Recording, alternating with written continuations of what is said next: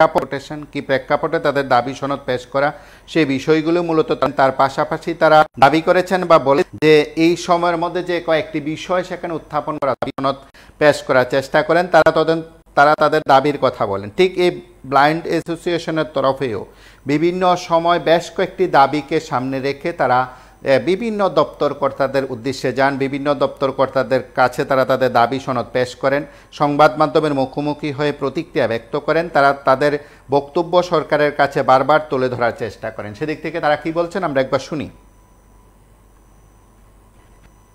আমরা all Tripura blind অ্যাসোসিয়েশনের পক্ষ থেকে শিক্ষা দপ্তরের বিশেষ সচিব রবেল হেমেন্দ্র কুমারের নিকট দৃষ্টিহীনদের স্বার্থ সংশ্লিষ্ট মোট 9 দফা দাবির ভিত্তিতে এক ডেপুটেশনে মিলিত হতে যাচ্ছি। আমাদের যে দাবি হলো, আমরা যারা দৃষ্টিহীন শিক্ষক শিক্ষিকা বা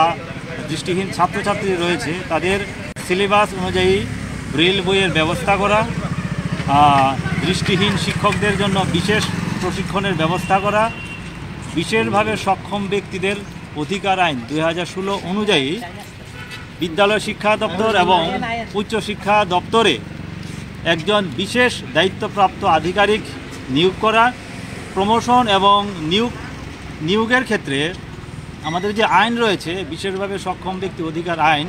সেই আইন অনুযায়ী যে 4% সংরক্ষণ সেটা যথাযথভাবে মানা, এই 9 দফা দাবির ভিত্তিতে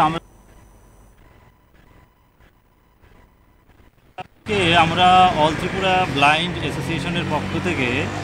শিক্ষা দপ্তরের বিশেষ সচিব রবেল হেমেন্দ্র কুমারের নিকট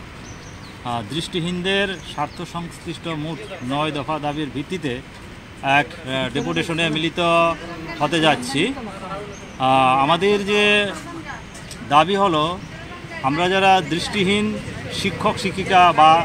দৃষ্টিহীন ছাত্রছাত্রী রয়েছে তাদের সিলেবাস অনুযায়ী ব্রেল বইয়ের ব্যবস্থা করা, দৃষ্টিহীন শিক্ষকদের জন্য বিশেষ প্রশিক্ষণের ব্যবস্থা করা, বিশেষভাবে সক্ষম ব্যক্তিদের অধিকার আইন 2016 অনুযায়ী বিদ্যালয় শিক্ষা দপ্তর এবং উচ্চ শিক্ষা দপ্তরে একজন বিশেষ দায়িত্বপ্রাপ্ত আধিকারিক নিয়োগ করা, প্রমোশন এবং নিয়োগের ক্ষেত্রে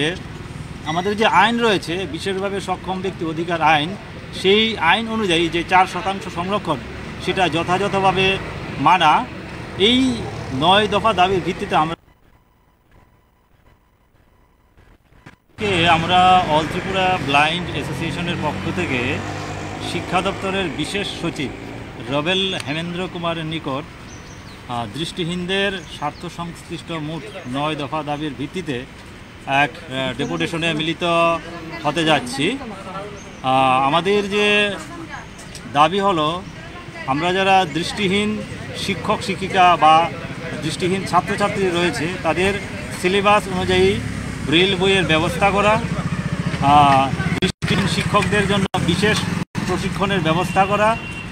বিশেষভাবে সক্ষম ব্যক্তিদের অধিকার আইন 2016 অনুযায়ী বিদ্যালয় শিক্ষা দপ্তর এবং উচ্চ শিক্ষা দপ্তরে একজন বিশেষ দায়িত্বপ্রাপ্ত আধিকারিক নিয়োগ করা, প্রমোশন এবং নিয়োগ সংরক্ষণ সেটা যথাযথভাবে মানা, এই 9 দফা দাবির ভিত্তিতে